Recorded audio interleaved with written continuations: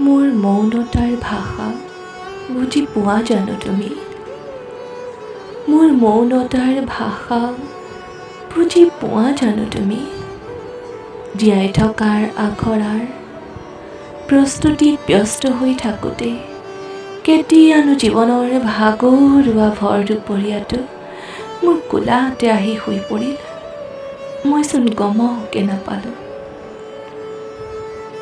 মোক বেয়া পোৱা সকলক প্ৰত্যুত্তৰ দিবলৈকে সুখী হোৱাৰ অভিনয় কৰি কৰি মই নজনাকৈয়ে কেতিয়ানো শ্ৰেষ্ঠ অভিনেত্ৰীৰ খিতাপ অৰ্জিলোঁ, তাকো গম নাপালোঁ।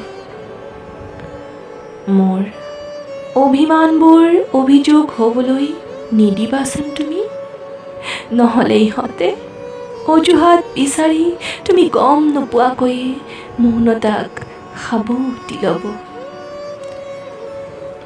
কেতিয়াবা মৌন হৈ ভাষাহীন আৱেগবোৰ আলসুৱা মেঘৰ বুকুত গুজি দি জানিবৰ মন যায়, মোৰ মৌনতাৰ ভাষা বাৰু কেইজনে বুজি পায়। মই জানো এদিন আৱেগবোৰ পুৰণা হৈ যাব। মোৰ প্ৰয়োজন শেষ হ'লেই তোমাৰ ব্যস্ততাবোৰ বাঢ়িব। তোমাৰ কথা পতাৰ ধৰণ সলনি হ'ব। মোৰ কথাবোৰে তোমাক বৰকৈ আমনি দিব। তেতিয়া তোমাৰ অৱহেলাত মোৰ উশাহবোৰে ঠাউনি হেৰুৱাব।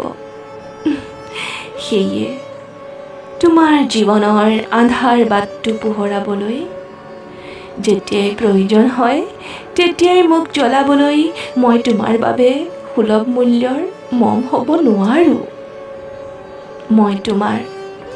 মই তোমাৰ পূজাৰ বাবে প্ৰয়োজন হোৱা আলসুৱা ফুলও হ'ব নোৱাৰোঁ। বাহী ফুলৰ কি যে অৱস্থা সেয়া মই ভালকৈয়ে বুজো জানা। সেয়ে মোক মোৰ দৰেই থাকিবলৈ দিয়া। মোৰ বাবে সময় বান্ধি নিদিবা।